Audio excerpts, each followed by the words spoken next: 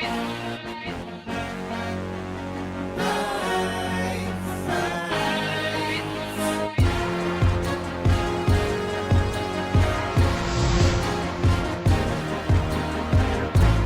everyone, and welcome to the Hadron Collider series on world religions. I'm very proud to bring to you today one of my favourite philosophies of all time, Taoism from 400 BCE.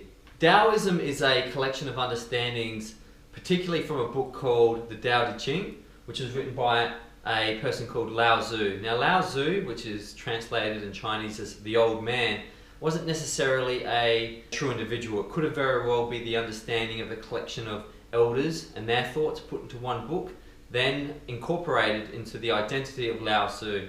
The concept of Lao Tzu was he was a great philosopher who during war times jumped on an oxen, travelled out of his country and lived his life as a monk, but before he did so he left his teachings behind.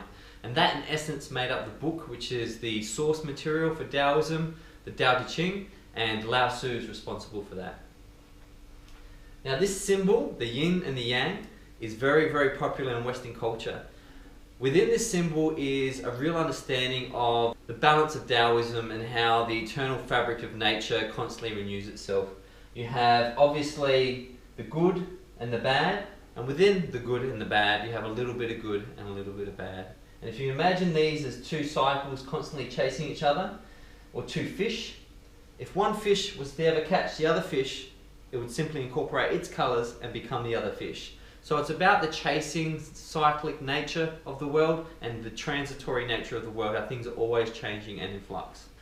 One of my favourite concepts from Taoism, which I live and breathe, is a concept called the Tao, which is translated in English as the way.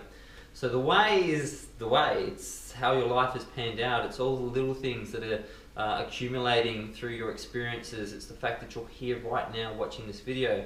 And the Tao is beautiful and it's eternal, and you don't necessarily need to understand the way or the Tao, you simply need to live it and allow the universe to work through you. When you start to fight the Tao, you become upset with your circumstances and ask yourself why me, and become pitiful and and become depressed and upset about your circumstances, the Tao no longer can move with you and you fight the Tao. And because the way or the Tao is universally powerful, you'll never be able to fight the Tao, you'll simply create suffering for yourself. So really it's about finding your flow state, not fighting life, going with it and getting the very best out of everything life has to offer. Another key concept in Taoism is nature. So obviously we have nature, we have the physical world, but we also have us, our humans, who are part of the physical world, and we have a nature all in ourselves, and our nature is beautiful and it's really good, and we shouldn't fight it, we should allow our nature to come to the forefront. Now some people have argued that what if your nature is evil? Well, a lot of those aren't people's true natures. They're layers of psyche that have been put on top of insecurities and other parts of their mental state. And really, their true compassion and love never shines through. But their true nature and their true passion for life, once it's allowed to be released, is really what will help you achieve the Tao. The Tao also works very heavily on the concept of moments. In fact, when a Taoist master was once approached by a Westerner, he asked, "How can I learn about the Tao? What is the Tao?" And he said, "Go over there and take a look at that piece of crap." And within that statement, which sounds very weird and very vague, it helps you understand that to understand the Tao, you just have to be part of the way.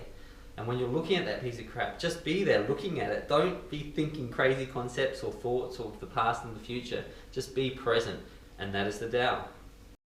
And finally, the Western influence on Taoism has been massive. Concepts like less is more comes straight from the Tao Te Ching. The concept every marathon or every journey of 1,000 miles starts with a single step comes straight from the Tao.